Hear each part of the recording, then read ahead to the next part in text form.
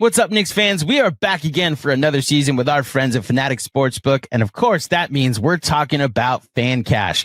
Now, most sports books, their rewards are just fluff, but FANCASH is the ultimate sports currency. You see, when you bet with Fanatics Sportsbook, you get up to 10% FANCASH back on your wagers, win or lose. And did I mention that they're giving away millions in FANCASH this year, and you can use that FANCASH on anything in the Fanatics universe?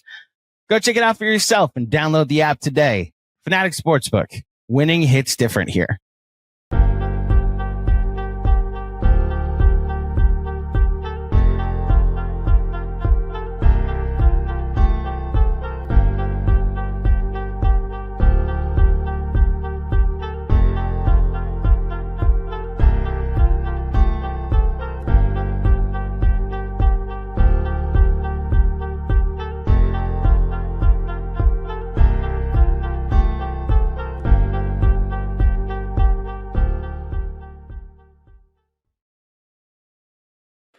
Well, hello there, everybody.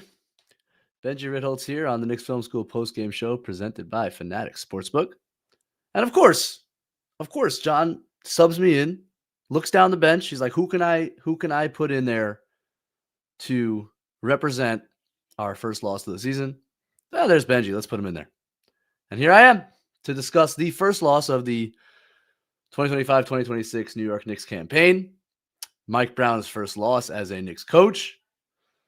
The Knicks lose tonight to the rival Miami Heat by a final score of 115-107. The fourth quarter was, frankly, other than a kind of a last gasp desperation push in the last 3 minutes, the Heat thoroughly outplayed the Knicks. And we're 2-1. And lest anybody thought that a coaching change would fix and solve everything and there would be no more tension and there would be no more struggle, that all the flaws would be fixed immediately, well, this game told you that was not the case. Because Mike Brown can do a lot of things for this team. And he already has in some ways, and we'll talk about some of those ways. Can't make Cat stay out of foul trouble. That's on Cat. And boy, were there some silly fouls tonight. And by the way, there have been silly fouls in the first two games as well, but it didn't come back to bite the Knicks. Just inexcusably silly stuff from Cat tonight, which puts his team at a real disadvantage. Can't do anything about that. We want him to play the depth. It's yielded dividends already in the first two games. This depth, some of it, is still unproven and is still young. When you talk about Tyler Kolek and you talk about Ariel Hukporti, both of whom I thought just looked a little skittish at times in this game against a pressure defense in Miami and a well-disciplined defense in Miami. Sometimes when you play the depth doesn't play up to the standards the fan base has created for them because they're young and they're inexperienced and they're learning. It doesn't always work. You want to be flexible with lineups. I mean, heck, there were lineups without Cat and Brunson sat for a long time tonight. We don't want to overexert him. You want him to sit and you want other guys to step up. Sometimes it doesn't work that way. Sometimes Jalen Brunson's the only offense you got going. I don't think Mike Brown can do anything about Yabusele coming in and I just think he looks heavy. I know he's always heavy, but he looks particularly heavy. I know the fact that he was listed at 283 supports the idea that he might be just a little over heavy right now. And he looks slow and he looks very ground bound and he's struggling to get any lift. He's getting blocked at the rim. He's missing layups. Those are all signs of a guy who is just a little heavy. And the fact that he can't make a three, okay, we presume that'll come if you believe in the shot. But that was a signing that was very much applauded around Knicks land, and he's been, I would say, the worst rotation player so far for the Knicks. I wouldn't give up on him yet, but it's quite early to give up on anything or anyone. But not much Mike Brown can do about that. He's playing the guy, giving him a shot, Playing him at the 5, playing him at the 4, mixing it around. He has not yet found it. So you want the Knicks to shoot a ton of threes? I want the Knicks to shoot a lot of threes. Well, sometimes when you shoot a ton of threes, you have games like this where none of them go in. I thought for the most part, threes were good shots. I liked Cat's approach. Man, keep shooting threes. You're one of the best shooters there are. I don't care how deep it is. I know Clyde kept saying they were too deep. Totally fine with Cat's shot selection. If anybody took some tough threes tonight that I would like back, it was OG Anunoby, who ended up 4 of 12 from 3. It's not the number that bothers me. I just thought a few of them were contested and deep and well above the break. And that's not really the shots. Those aren't really the shots I want OG taking. But the encouragement is there to shoot a ton of threes. And they are shooting a lot of threes. And I think in the end, process-wise, that's a good thing for this team. I like the freedom they're playing with and the freedom they're shooting with. But with that approach comes the downside and the variance games like this one. Now, you hope over the course of 82 games, if you have good shooters and you're taking the right shots, the percentages will start coming up. I believe that to be the case. And I think in general, the process has been good. But yeah, there are downsides to it. Landry Shamet, my guy. Just wide open look after wide open look. Missed every single one of them. Games like that happen. And my point isn't to temper the excitement about the new approach and the new style and the new face and the new energy, because I am embracing it in full. I love it. I'm so happy to be watching this transition. And I think if we're looking at a 3-game sample size now, I think overall reasons to be really excited and happy with how it's going at very early stages. But also to just contextualize a little bit. Like I know, but we're all feeling refreshed at this new approach and this new style, but there are downsides to it, and you're going to still, and forget, it's not just a stylistic thing or an approach thing. Like sometimes the team doesn't play well, and some of these players are flawed, and the flaws can cause losses. And you definitely saw that tonight. Josh Hart does not look like he's going to shoot the ball anytime soon. That's a problem. Like, again, I thought Josh actually played a pretty good game. He's all over the place on the offensive glass. He's creating a lot of extra possessions, but he wants nothing to do with 3-point shots, and he goes through these cycles, and I know he's got a finger issue, and maybe that's why at the moment, but it becomes an issue. That's a flaw. Jalen Brunson, as brilliant as he was tonight on the offensive end, before the Wiggins 3 that really put the game away, as the Knicks are making their comeback, he goes way under a Davion Mitchell screen, which is a tendency of his, that especially when he's a little tired, he doesn't fight over a screen. Davion Mitchell hits a 3 that made it almost impossible to come back. He's a flawed defensive player. We talked about Cat already. Missed Deuce tonight. Definitely missed Deuce tonight. Who I think, again, as we've talked about a million times, there's good arguments to say he should be in every closing lineup they play. And they definitely missed him tonight. Mikal Bridges guarded Norm Powell most of the night. I actually thought they should have gone to OG more often than they did and stuck Bridges on Wiggins. And at times Norm had his way. I mean, getting to the rim, forget about like the tough threes, or like he drew a couple fouls on Mikal on just straight line drives, like a little too quick and explosive for Mikal at times, I thought. But generally speaking, I thought Mikal played a good game. But, he's had his struggles as a defender, as a Knick, and so far this season it's looked a lot better. Tonight, not as good. It's just you play 10 guys, 2 of whom are second or third year players, haven't had a lot of experience. Whose fault that is, we can talk about another time, or if you guys want tonight. Jordan Clarkson, I didn't mind the approach. I thought most of the shots were pretty good. There were a couple of drives I would have taken back. I'm not giving up on him yet. I still think there's something to his drive game that's really valuable to this team, especially when Brunson's out, like a guy who can really touch the paint. maybe with him, it's like you just want him. It almost reminds me of RJ Barrett a little bit in that you want the dial to be turned a little more to pass than to shot. He's at his best because he's actually a good passer, even though he's known as kind of a shot chucker. And the reason he's known as a shot chucker is not because he's incapable of passing, but because he sometimes just chooses not to pass. And I want to see him dial that a little more towards playmaking. But I'm not giving up on it. I think he made some plays tonight, even though he shot whatever he shot, 2 for 10 or something bad. So I think this team will make more shots. And the approach is good, but there's still what to work on. Yeah, and within that kind of flowing offense, I thought at times they got away from some stuff that worked. I would like to see a little more structure at times, especially with Cat at the elbow as a hub. I think they've gone away from that. It worked a ton against on Friday night against the Celtics. They had some moments tonight where Cat hit some cutters, but they kind of just stray away from it. And then that's where Cat gets in trouble when he's screening a ton instead of kind of having the ball at the elbow. So maybe some adjustments to make just from like a playbook perspective, the way you're tilting the offense.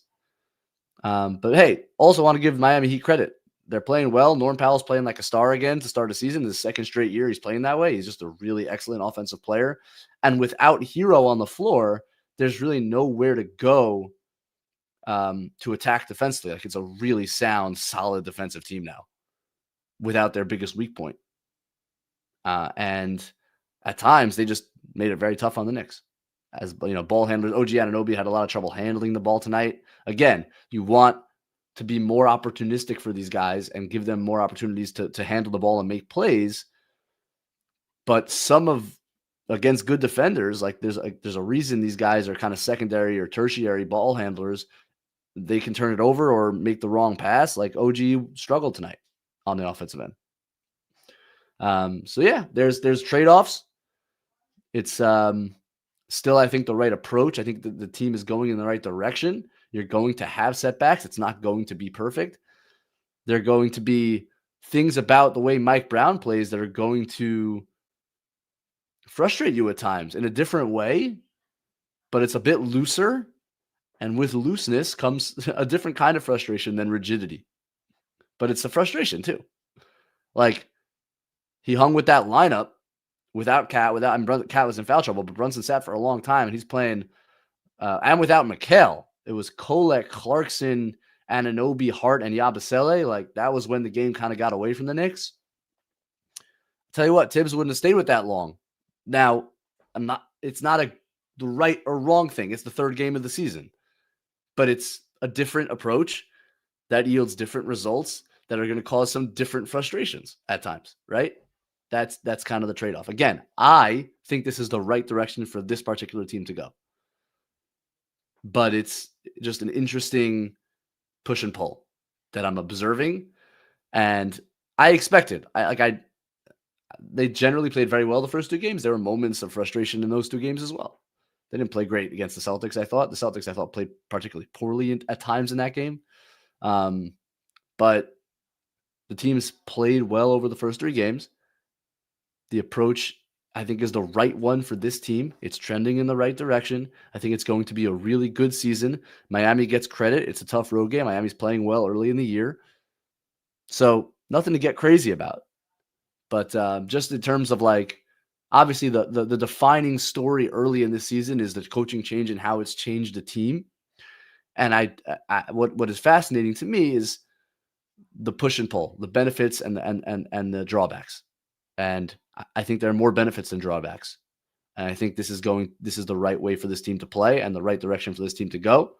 But you're going to hit some bumps in the road. And this was certainly a bump in the road that, of course, I get to preside over here on the KFS Postgame Show.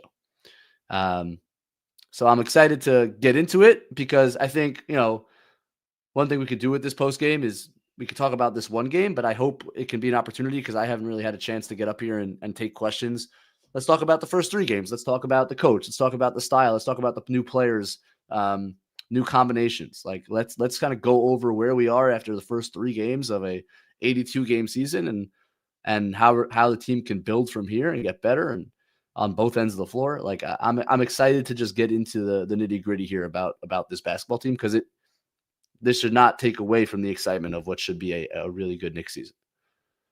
And with that, we can maybe get to some questions. But before we do, let's talk about Fanatics, shall we? Fanatics Fair Play in particular. You guys have heard us talking about our partners at Fanatics Sportsbook and their fair play policy before. Well, tonight, there was a game, Indiana, Minnesota, and there was a rising star shooting guard, let's just say, who went down in the first quarter with an injury. You may have noticed. You may have seen it on your Twitter feed. You may have seen it somewhere. Well, Fanatics Fair Play voided all pro player prop bets across straights, parlays, and same-game parlays instantly when that happened. And the payout speed was lightning quick, too. In fact, I've got the numbers here. Fanatics Sportsbook Fair Play policy saved 55% of same-game parlays. Some books protect your bet for just the first quarter. Some do nothing, but not at Fanatics Sportsbook, where they flip losing bets into winning bets on every football game day. Fanatics Sportsbook's winning hits different here. Thank you, friends of Fanatics Sportsbook. And with that, let's get some super chat, shall we?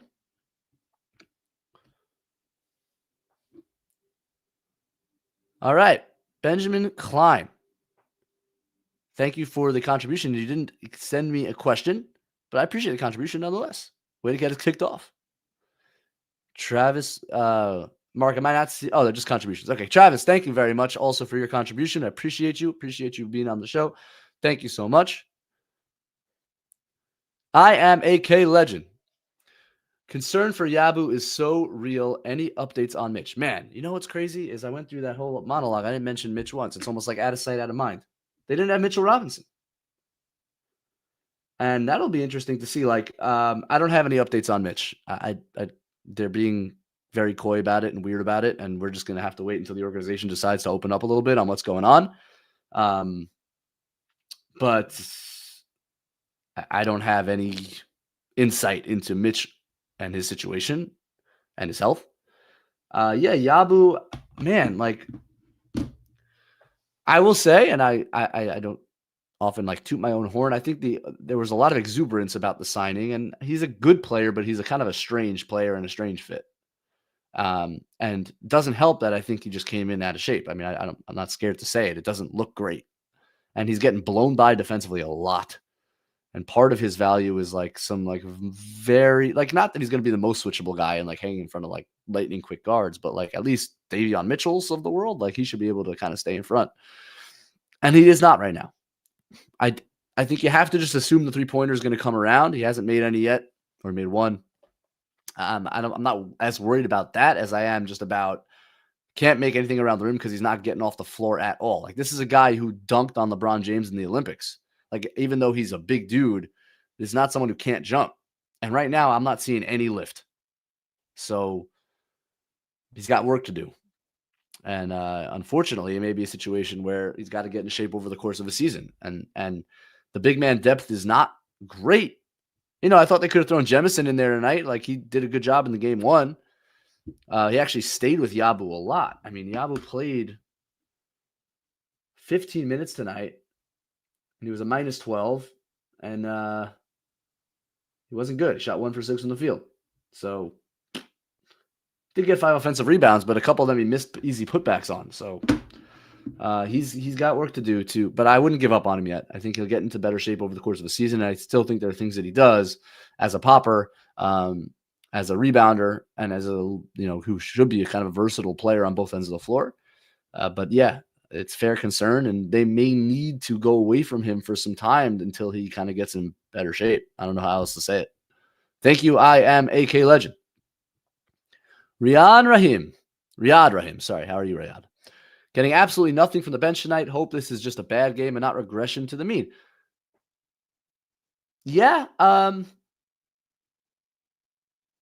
thought Josh Hart gave you something. It was just not scoring.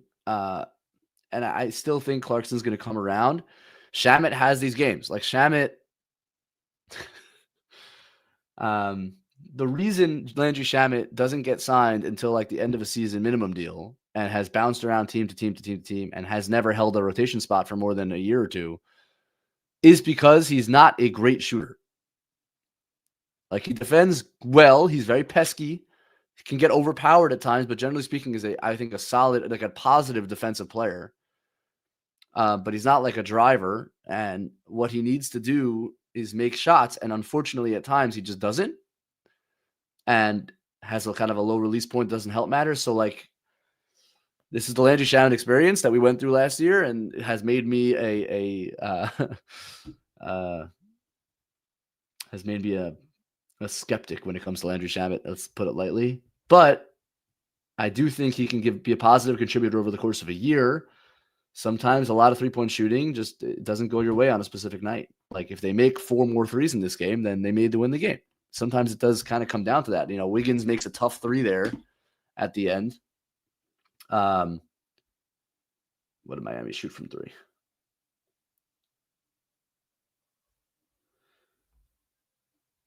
I don't have the whole list. My stats are frozen. Mark, maybe you could pull up what Miami shot for 3 for me. But, sometimes it does come down to making a few more threes. Again, I thought they generally took the right threes. Kolek is still working through NBA progressions, defenses. Like, it was a bit of a struggle tonight at times. Miami shot 35%. Thank you, Mark. So, again, playing the depth as a concept is a good thing for this team. And I do think the depth is probably good enough to make an impact, but he's relying on all of a sudden guys like Kolek, who never has had an NBA rotation spot, and Huck Porty. And, so those guys have to kind of grow into those roles. So I wouldn't call it a regression to the mean.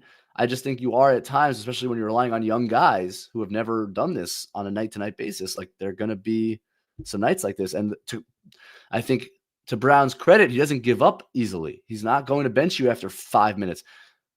I don't want to run away from the Tibbs comparison, because I think both are good coaches and they're very, very different, and which is why they hired Brown. But, like, I guarantee Kolek doesn't play, even assuming Kolek's in the rotation in the Tibbs world. If Kolek plays the way he played tonight, he's not playing at 15 minutes. It's not happening. Yabusele's not playing 15 minutes. He's going to rely on his guys who would have played more like 40 and 42 minutes, and maybe they win the game. But there are trade-offs to that later in the season. And in the third game of the season, is Mike Brown right to just make his these are the guys I'm relying on. I need them to play through it. I need them to get better. Yeah, he's probably right. But you have to hold that balance in your head where it's like, I'm upset that they lost, but I gave my young guys 15, 20 minutes to get better. And they made mistakes, but those mistakes will start, will become successes in later games because they went through them. It's a process, 82 games. One of the reasons they moved off Tibbs is because he didn't treat it that way. And Mike Brown's going to treat it that way.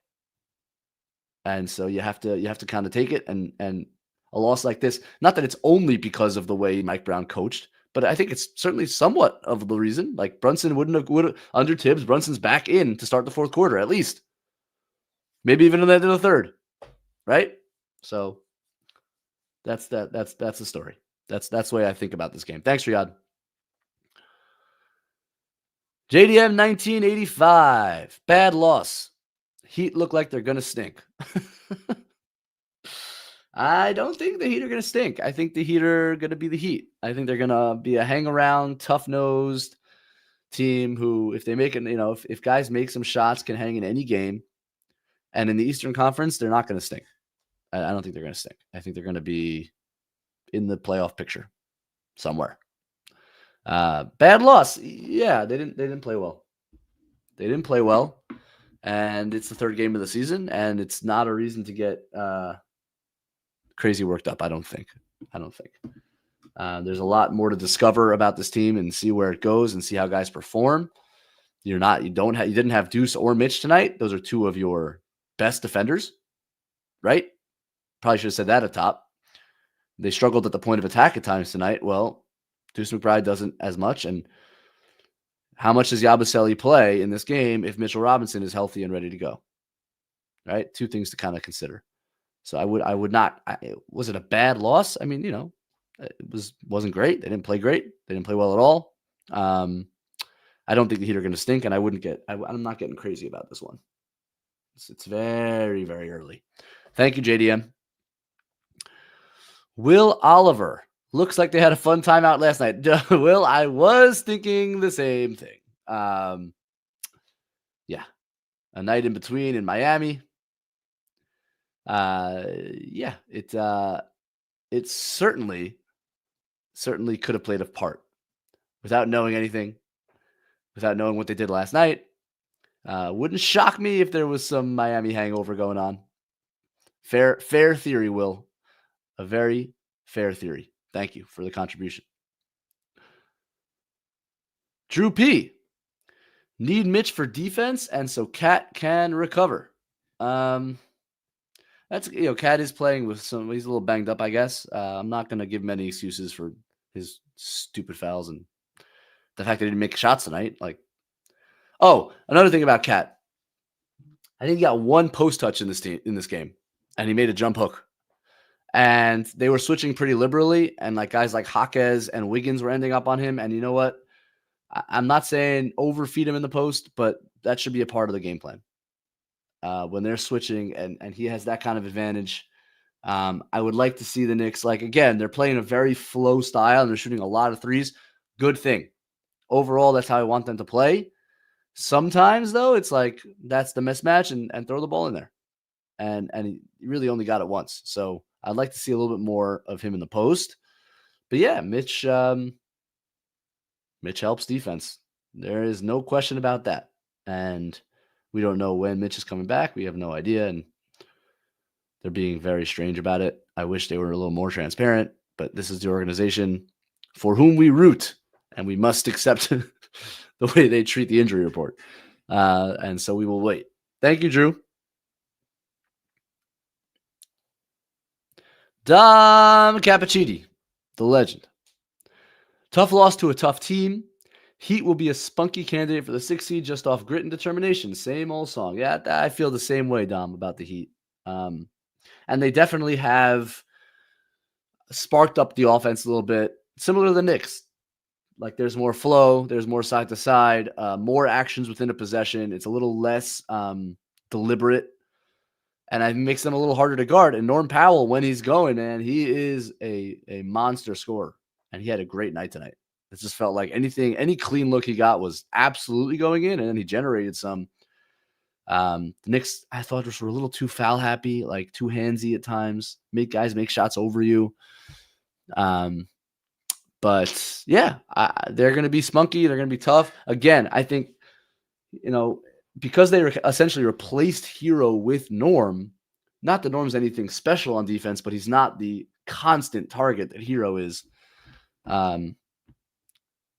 It just makes them stouter. And if Norm can replicate much of what Hero provides, not quite the ball handler, but just as a scorer, then I actually think they're tougher to play in a way. And Bam has kind of stagnated offensively, but man, he's just still a great defensive player. And he was tough tonight in their hustle plays. Davion Mitchell at the point of attack. Brunson scored a lot, but Davion makes you work. Definitely makes you work. And Jaquez looks like he's going to have a bounce back year. He looked thinner to me also. I don't know if that's right, but he certainly looked thinner and sprier to me.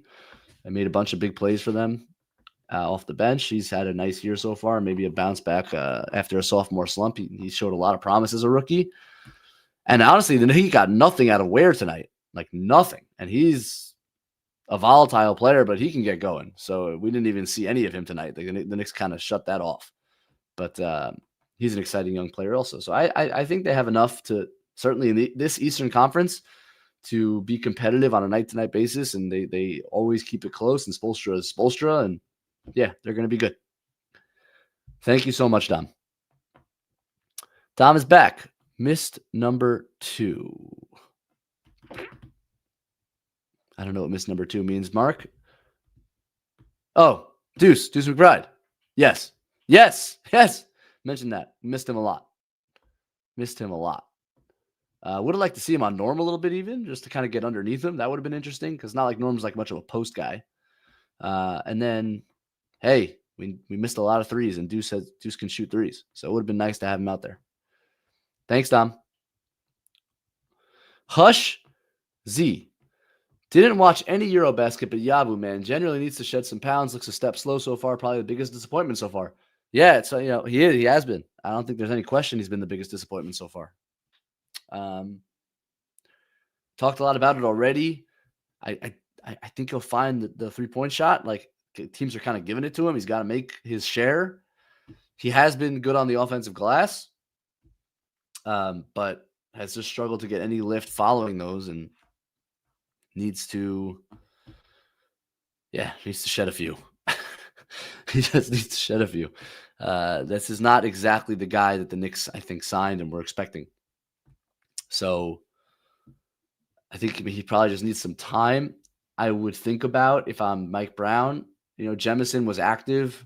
If Yabu doesn't have it, go to Jemison, go to OG at the 5 here and there.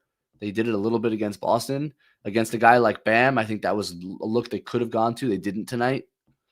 But because they kind of stayed with Yabu, and maybe not having Deuce makes that a little harder, because it's hard to surround OG with the wings you need in that kind of lineup. But I would have liked to see that flexibility as well, because if Yabu's not giving you much, then OG at the 5 could be weaponized, I think, as an interesting lineup. So we will see. Yabu's got to turn it around. He does a lot of good graphic. Someone's feeding him some good graphic designs before every game, like game time posts with like cool graphics. You guys notice that? So I instead of doing that, like treadmill or something. That was mean. Anyway, next. Thanks, Hush.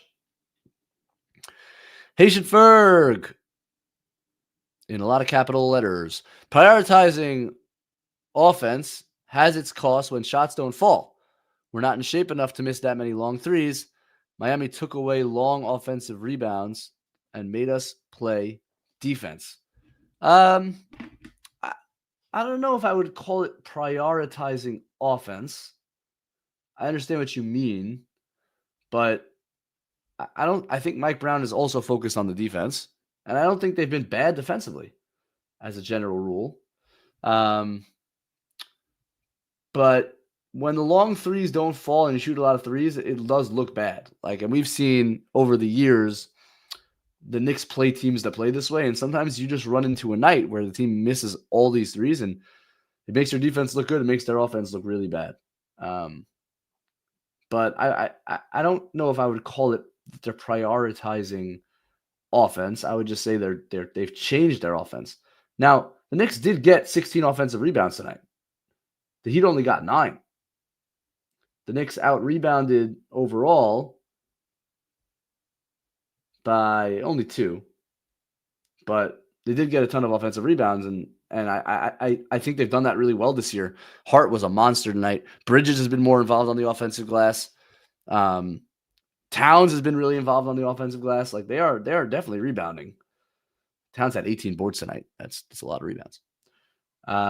But they did have 15 turnovers. That hurts. And I just think they're getting used to the style of play.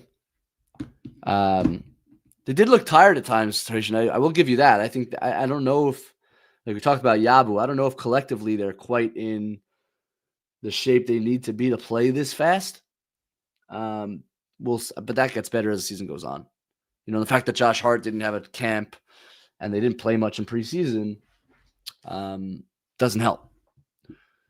But they struggled defensively tonight. Again, no Deuce, no Mitch. And Towns in a lot of foul trouble. Couldn't have helped. But it was their worst game. They lost it. They're 2-1, and we kind of go forward. But I wouldn't big picture say they're prioritizing offense over defense. Thank you, Haitian. Benny Bills. Sometimes shots just don't fall. Tough fake comeback. This was not.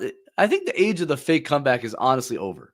I think we can put the fake comeback to bed. The fake comeback was a staple of the 2010s New York Knicks. A staple. And we're talking down 25 through, they were down 10 after the first, down 25 by mid-third, and then Nate Robinson would make 3 threes, and they'd be down 10 in the fourth, and the Garden, because it's the Garden, would go crazy and be exciting for 2 minutes, then they'd lose. Langston Galloway was part of 300 fake comebacks. But nowadays, like, the Knicks had 2 fake comebacks against the Celtics in the playoffs and won both games. Like, they're good enough now where they're just comebacks. Sometimes they actually pull it off. Like, they didn't tonight, but they could have. So the way I define the fake comeback is when there's never a time where they're just never going to win the game. Like, it's fake. Like, it's a fake concept. It's a comeback in theory, but not in practice. The Knicks come back now. They did it in the playoffs twice. They knocked off the defending champions with comebacks, you know?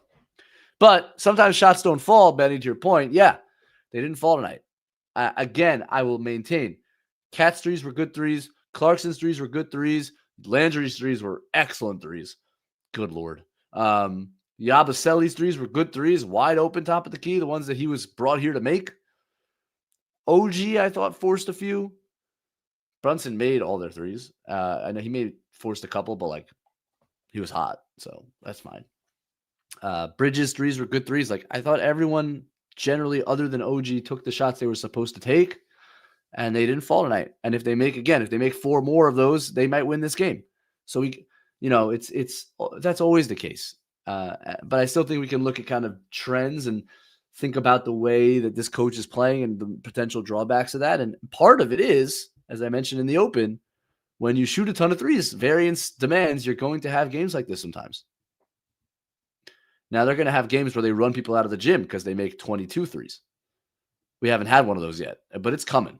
I'm telling you it's coming because they're generating good shots. So I'm excited for that when it does come. Thanks, Benny.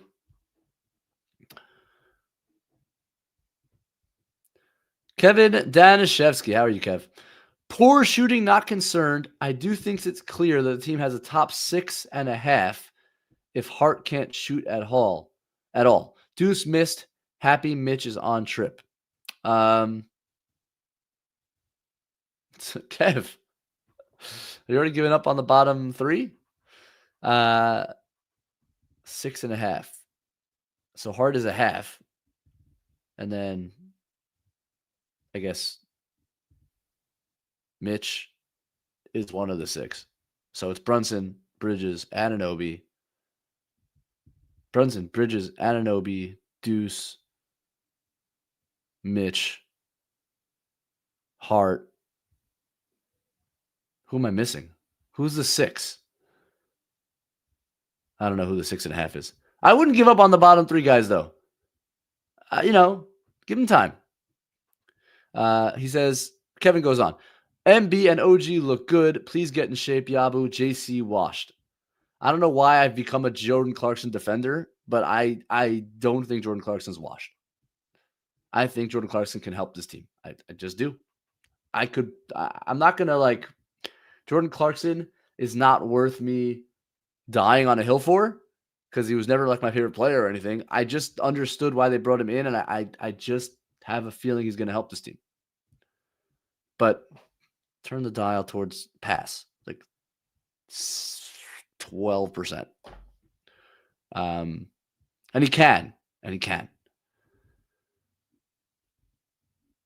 So that's what I'd say. But I wouldn't, don't don't go to Tibbs here. Don't go 6.5. All right, so I have a list here of the 6.5. Cat, Brunson, OG, Bridges, Deuce, Mitch, half of Josh. That's 6.5. Yeah, but again, they're going to need more than that. That's the whole purpose of this. They're going to need more than that to get through a season of basketball. It's going to be interesting to see, and it depends. Look, a lot is riding on how Kolek plays. It's going to be interesting to see how much the Brogdon retirement is going to impact this team. I don't know how much he had left, but I do know that he's a pro and knows how to play basketball and wouldn't turn the ball over, right? So Kolek's had some bad turnovers here. The shot, I know he made a nice 3 when he came into the game tonight, but it hasn't really shown itself as a reliable weapon in the NBA quite yet for Kolek. So he's 1 for 4 from 3 tonight. He's going to need to make threes to be a pro, like he is. He's going to need to make threes to be a pro. And that Brogdon retirement may be an inflection point. But also, it's the third game of the season. I like that he's giving these guys chances. I want to see more. And by the way, doesn't have to be the roster. Doesn't have to be the roster. Also, Kevin's not counting Landry Shamet as a guy. Wow. Already given up on Landry. All right. Thanks, Kevin.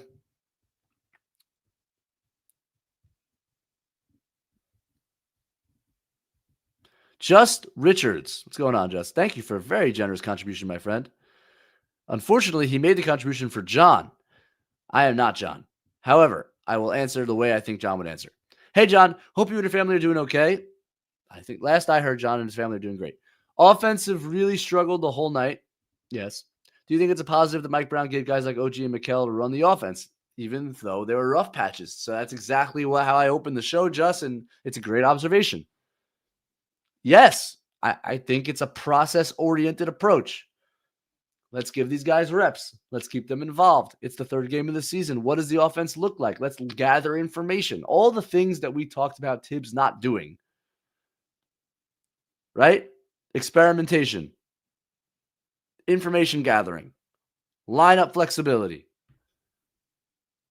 Play deep benches over the course of a season. All that stuff played into a third quarter that really went terribly tonight. Because Jalen Brunson was the only guy on the team generating offense. And he sat for a long time. Cat was in foul trouble, and now this was the lineup you had out there. Good or bad thing? That depends on, are you a Tibbs guy or a Mike Brown guy? And there's probably a balance somewhere. But it's a fascinating, that is what is so fascinating about the start of this year and about this whole Knicks season, is you made a change, and the person who you made the change for, and Mike Brown, is doing the things that you wanted him to do and changing those things. But Tibbs won a lot of games. A lot. Tibbs is a good coach. I don't care what anybody says. Tibbs is a good coach. But he's a flawed coach. He's a rigid coach. Really rigid. Inflexible. Wants to win every single game at all costs. That has drawbacks too. Right?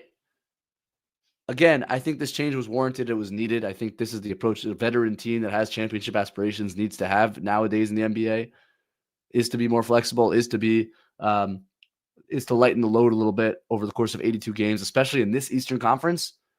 You don't need to beat the Miami Heat on October 26th. You don't need to at all costs play Jalen Brunson 42 minutes to win. I don't think. But he's got to prove it. Like, the season's now going. The team is 2-1. Good start. But he's going to have to prove that this approach works. And I think it will. I have a lot of faith in this team, and I actually have a lot of faith in Mike Brown. But so I kind of took your specific question and went more general. But yes, I think it's good to give guys like OG and Mikal a chance to run the offense, even through the rough patches. I think that's part of this coaching change and change in philosophy as an organization. Thank you, Jess. Jess is back. Sorry, Benji. Here's $5 for the mistake. I hope I earned it. I hope I earned it with my answer, but I really appreciate it, Jess. Thank you. I'll send your best to John as well, who's the best. Thanks, Jess. Hush C's back. I don't know how to feel about prioritizing the three on the breaks. Feels like I could have went for easy buckets or at least drawn fouls. Man, it's amazing. For all the games last season where we took 26 threes and the other team took 40 or 37, and I'm not saying you hush, and this is it's a fair point. Like, they are seeking out threes in a way they didn't last season, for sure. I was so happy to see Cat just freaking chuck tonight. I don't care that he missed. This offense, like, he is the shooter that he is. Like, he's proven it over a very long career now. He should shoot more threes. Let him fly. I like that. I genuinely liked everyone's looks tonight. Like, I like that they're freely shooting threes. By the way, they're getting a ton of offensive rebounds on threes, on long rebounds. So even when they miss one, they're getting a second and a third chance. So it's just I don't. I'm not saying there aren't a couple that they could have gone to the basket. Again, I thought a few of OG's particular were just egregiously bad shots. One of them he airballed by 3 feet. But overall, I like the shot selection. I'm going to disagree with you here, Hush. Like I like prioritizing shooting threes because it should be a very good 3-point shooting team. They haven't borne that out yet. They got to prove it. Guys got to start shooting the ball. But when they start to go in, you'll see. And I'm telling you, they're going to run someone out of the gym soon. And they're going to make 22 threes in a game. It's coming. But is there more of a balance you could find? Probably, Hush. There probably is. Thank you very much for the chat. John Leary. John says, I don't think Clarkson is good. Man. Mark, how did I become the oh, by the way, Mark on the ones and twos tonight. Thank you, Mark. Mark, how did I become the Jordan Clarkson? Like there was never a universe there was never a point in life where I said one day I will put my foot down for Jordan Clarkson. I swear to you, I never thought I'd be here. But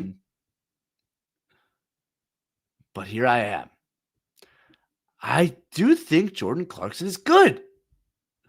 Good. I think he can help the team. I think he provides something this team lacks, especially when Brunson's out of the game. I know his catch shoot 3 percentage isn't what it should be, although maybe that comes around. I know some of the shot selection is crazy, but that's okay at times. His pace, his driving ability, and again, if he can dial it to finding he's a good passer when he decides to be. I'm holding out hope for Jordan Clarkson, planting my flag. Big Jordan Clarkson guy, me apparently. Thank you, John. Look, we'll see. I give him more runway. Sean with a W. Sean, you're the man. Sean says, surely no one will overreact to tonight's loss. People have been pretty chill, I think. No one should overreact. Everyone should recognize it for what it is. And actually, like, if you were someone who was super ready to kind of move on from Tibbs and like a whole new philosophy approach, part of this loss probably feels like, in a crazy way, like vindication. Like, this is the type of loss I wanted. The type of loss I wanted as a Knicks fan is where Tyler Kolek is minus 12 and Yabusele is minus 15, and they played. Well, actually, I think I said Kolek played 15 minutes. He only played 9 tonight because he did get pulled early in the third quarter because he was struggling. But played the bench. No Knicks played 40 minutes. Bridges led with 37 minutes. Brunson, who was the only source of offense, was stuck at 35 minutes. Sat a long time in the third quarter. Like, I don't want to overburden my team in the first 3 games of the season. My stars need to be healthy coming to the playoffs. I'm going to play my bench. Sometimes that's going to cost me a game. I'm going to shoot a lot of threes. Sometimes I'm not going to make any, and I might lose a game because of it. But process-wise, organizationally, directionally-wise, this is the kind of loss you wanted. And I'm kind of with you. I get it. Guys need to play a little better. But there's no reason to go crazy about this loss. And I actually think it's the exact type of loss that we should have expected when we made this move. Again, I'm not guaranteeing that Tibbs wins this game. That would be silly. But I actually think he might have. Because I think Brunson's in the game with 3 minutes left in the third quarter. Maybe they don't, but wouldn't shock me. But that doesn't make him a better coach. It's a long season, right? And he was by the way, Tibbs sold out. I'll never forget this for the rest of my life. He sold out to beat the Washington Wizards in December last season. Sold out. Jalen Brunson didn't sit in the second half. I think played 2 overtimes. They did win the game. Brunson had a monster game. Might have had 50. I don't remember exactly the details, but I thought that was totally insane. And he might have done that tonight. So it's just going to be different. It's going to be different, and that's not a bad thing. Even if you get losses like this. Thank you, Sean. Vic from the Sty. He says, I'm going to defend Cat a bit. He's hurt, and I think he gets a biased whistle. Go back and look at film. He gets hacked, maybe 20% of them called. All right. I do, I consider myself one who does go back and look at film. But I'm glad that you seem to do that also. You could, I don't know what I said about Cat that warrants a defense. He gets a biased whistle. His fouls are stupid. They're stupid fouls. And they happen in the playoffs. It's been a problem his whole career. Let's go back to games 1 and 2. There was one foul where it was a 2-on-1. I don't remember who the offensive player was, but he held a dude's arm so that he couldn't get out to the guy taking a layup, but it was a 2-on-1. So even if he doesn't hold the guy's arm and the guy misses a layup, Cat would have gotten the rebound and put it back. Just dumb. There was one in the second game where Knicks had a corner 3, and Cat egregiously held the guy trying to get out to the corner 3. He would have made the corner 3 anyway. Egregiously stupid foul. So many of his fouls happen on offense. It's insane. Moving screens. The last screen tonight, the guy was doing a split. You can't do it. It's got to be disciplined, but he is who he is. He's been in the league for a decade. Like, you're not going to fix this stuff. You just have to kind of live with it. Cat's great. Cat's a great player. Cat is going to be all of Famer. I think Cat will help this team win a ton of games and maybe a championship one day. But he is frustrating in ways that very few players I've watched are. In that he just cannot. He has like no impulse control. He's like my 7-year-old sometimes, who like I tell him like, just stop and think. Like before you do something, anything, you should consider the potential consequences. Is this something that'll make your day better or make it worse? And Karl-Anthony Towns fails that test very often in an extraordinarily frustrating way. And by the way, it's more frustrating because of how good he is. He doesn't need to do it. But he put his team in a really bad spot tonight with his foul trouble. And I'm actually, let me go further on this because,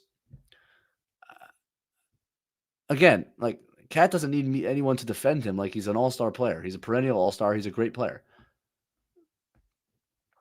But this stuff holds him back, and I actually don't think he gets a biased whistle. I think he's extremely undisciplined in his offensive movements. He's often hooking someone. By the way, his best move that he made this season, which was like that little step-through move that he made, that's an offensive foul. He pushed the guy with his left arm. If you're looking closely, he pushes the guy out of the way with his left arm as he's sweeping back to his left. He relies on offensive fouling to get advantages on his drives very often. He just does. That's why he gets called for so many of them. I don't think it's a bias whistle. I think refs know him well now and understand that he's doing this stuff. He hooks after he gets by guys a ton, even when he doesn't need to. And they needed him to be in the game in the third quarter when Brunson sat. And the Knicks have always looked good in those alignments with Cat running the offense at the pinch post. They needed him in there when they couldn't score a bucket with OG and Bridges dribbling around aimlessly for a while and Kolek turning the ball over. And he's not in the game because he does stupid things. You don't have to defend that. He needs to figure it out. Unfortunately, I actually don't think he's going to figure it out because it's been a decade and he does the same stupid things. So I don't know what to say. Like, extraordinarily talented player. I'm happy the Knicks have him. Opens up everything for what this team wants to do. Rebounded the heck out of the ball tonight. He's a great defensive rebounder, generally speaking. Like, great, elite defensive rebounder. Gets the break going with his outlet passing. one of the best shooters in the world. But you don't have to. I don't think there's a reason to defend the worst part of his game, which is just sometimes bad decision making on the offensive end, especially. I actually think he's playing pretty good defense this year. He had a play tonight where, this was crazy. He missed 2 threes in a row, and then he sprinted back and pinned a Ware layup on the other end. That was an unbelievable play. He's hustling. He's moving this year. He's lost weight, which I think is good. And I think he's defended better, much better this year so far. And it helps he's playing some 4, but even at the 5, I think he's defended pretty well. But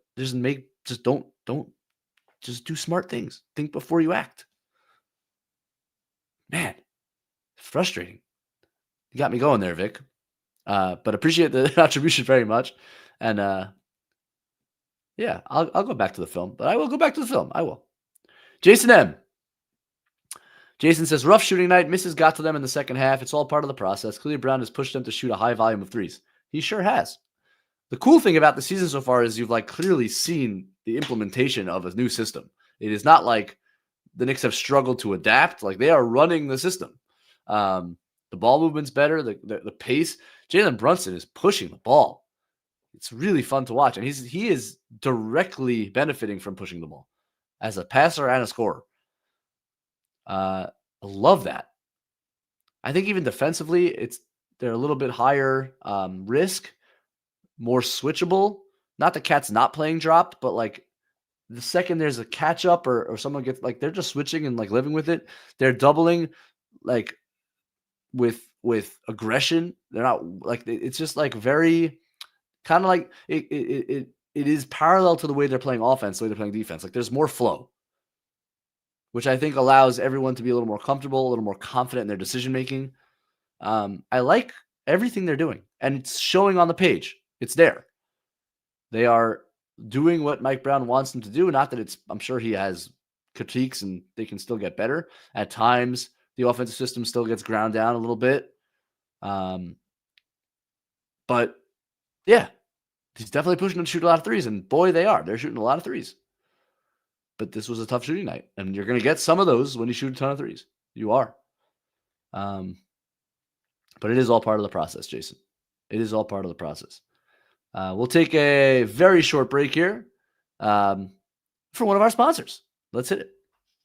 Quick break to tell you about our friends from Cornbread. Guys, I'm not as young as I once was, but I care a lot about maintaining my physical and mental wellness. Cornbread hemp CBD gummies are a huge part of my wellness plan, to the point that it has made every bit of difference in just me getting up and feeling like my best day in and day out. If you've tried everything under the sun for peace of mind, it sounds like it might be time for you to try Cornbread Hemp's CBD gummies as well. The best part is they are formulated to relieve discomfort, stress, and sleeplessness, and all products are third-party lab tested and USDA organic to ensure your safety and their purity. Right now, Knicks Film School listeners could save 30% on their first order. Just head to cornbreadhemp.com/KFS and use code KFS at checkout. That's cornbreadhemp.com/KFS and use code KFS. All right. Shout out to Cornbread. Dom Cappuccini. How we doing, Dom? You're the best. Going under on JB's scoring average, not a good idea. My man is, as long as he is in his prime, he's going to be between 26, 27 points per game at the minimum going forward. He's so good. Jalen Brunson, he's a sick scorer. And yeah, the 3-pointer just got going tonight. It was a struggle the first 2 nights. Yeah, he might just be that guy. I saw the vision of I saw the vision of a Donovan Mitchell 24-25 season campaign for Brunson, where actively defers, plays fewer minutes, and plays off ball more, and therefore the points per game go down from this 27-28 to 24-25, exactly what happened to Donovan Mitchell last season. But the difference between Donovan and Jalen, and also the difference between the Knicks and the Cavs, is that the Knicks don't have Darius Garland. they don't have off the dribble advantage creators at a premium. By the way, the Cavs also had Ty Jerome last season, who at times played like an all-star. So they had 3 ball handlers who could consistently create advantages. And I do think the Knicks are always going to be a bit more reliant on JB than that because of their lineup. Like, I do like that Bridges is handling the ball more, but you actually saw tonight, he got caught in the mid-range a lot and then had to pass out and reset. Just not, he's okay at handling and sometimes can create a little bit, and he's a good passer, but not consistently. And so Brunson's going to end up with the ball a lot with the clock winding down after whatever motion they run and has to make a play, and he's just can get his shot off in so many different ways. He's just so freaking brilliant on the offensive end. There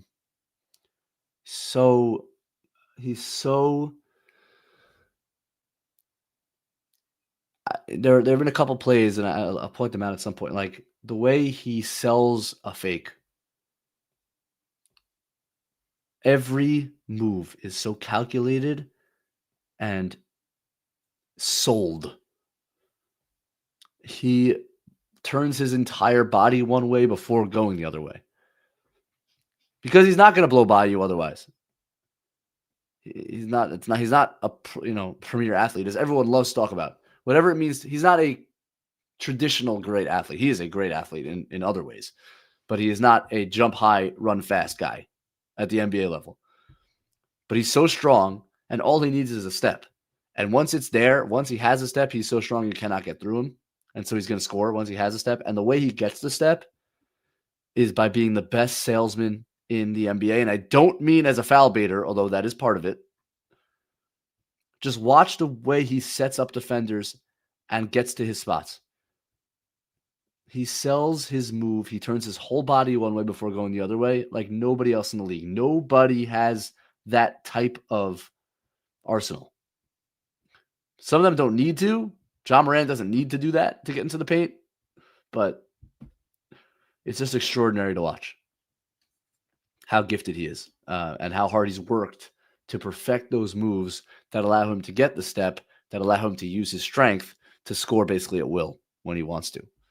And he's put on some clinics now against Boston in the third quarter, and in this game in the third quarter when he came back right away and tied the game because he's just incredible.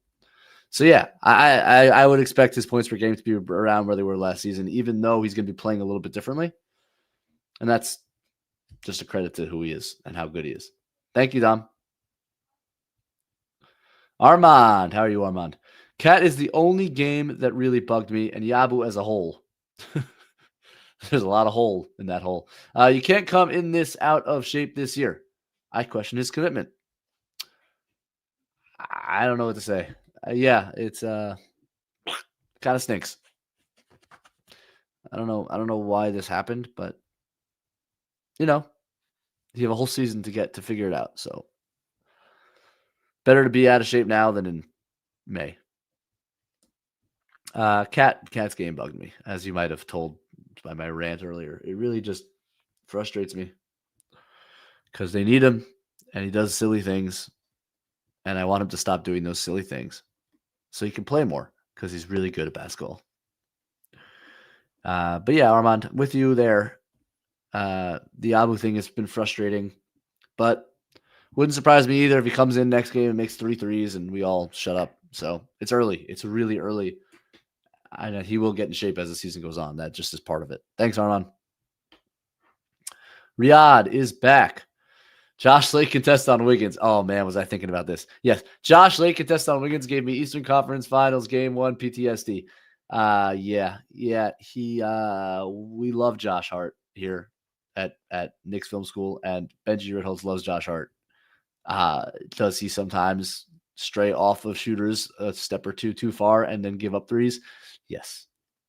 This is part of the Josh Hart experience that we are all very used to now.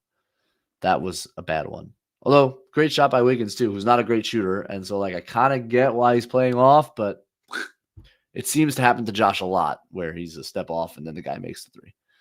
So that was a bummer. Yes, I had the same PTSD, thought the same thing, Riyadh. Such as the Josh Hart experience. Thanks, buddy. All right, last 2 super chats. Here we go.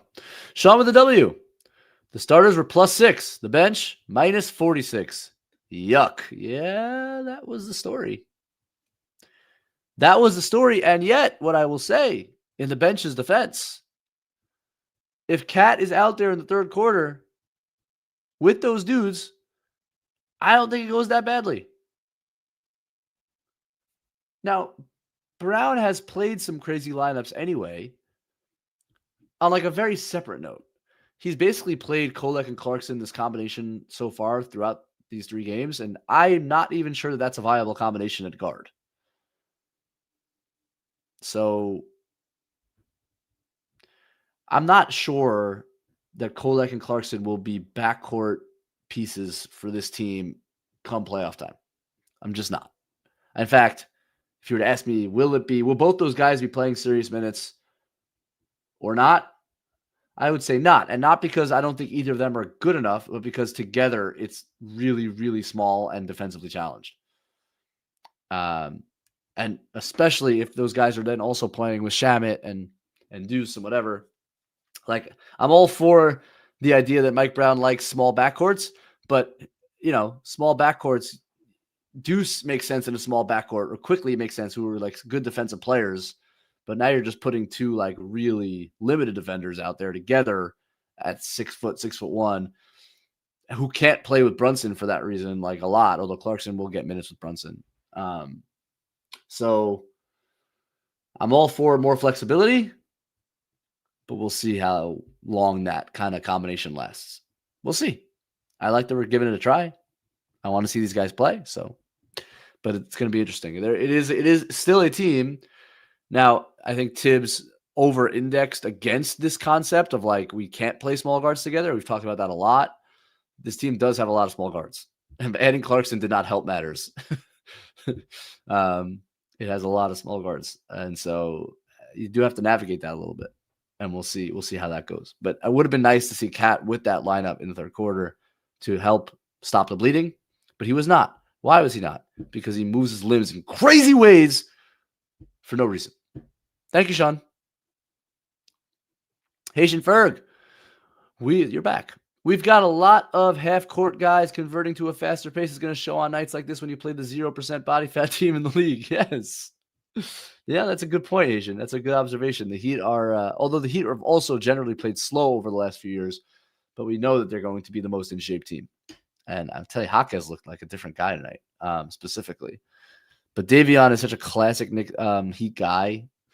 They're going to be pests all night. And yeah, the Knicks have to adjust to this pace. I like that they're playing this pace. I think Mikal is the guy who has to adjust the least. He's like, he can run all night. And I really do like how he's played so far this season, Mikal. I really do. It's just a marked, obvious difference in approach, in commitment. His shot mechanics look significantly cleaner to me. The hitch or semi-hitch seems to be gone. He looks really good early. And so he's the one guy I don't think has to adjust Haitian. Everyone else, yeah, it is going to be an adjustment. But to their credit, they're committing to it, and they are playing that way. And I like that. They're not giving up on it. So you got to give them some time to adjust to it, and I think it'll yield dividends. Thank you very much, Haitian, for your super chats tonight. And that's it. All right, terrific. Well, look, my record as a post-game host is not very good, but always a thrill and an honor to be on the Knicks Film School Postgame Show, filling in for John. It's been a pleasure. Thank you all for all your chats. Mark, thank you for all your work. Andrew Claudio, thank you for all your work. Next game is Tuesday night, right? Against somebody. So John Mackey will be back with you Tuesday night. And I look forward to being with you in all different types of ways this season. Obviously on our Knicks Film School Patreon. If you're not a subscriber, please sign up now. I'll be putting out my grade book at some point on the weekend's games. Twitter, obviously, at Ben Ritholtz NBA. My friend DJ Zulo, my partner on the Patreon. He's the best. Give him a shout, and be with you soon. Thanks all for coming out. Have a great night. Must be 21 or over. Gambling problem? Call 1-800-GAMBLER. Connecticut, call 888-789-7777. Massachusetts, call 800-327-5050. New York, call 877-8-HOPE-NY. Maryland, visit mdgamblinghelp.org. Not available in all states. Terms apply. See Fanatics Sportsbook app.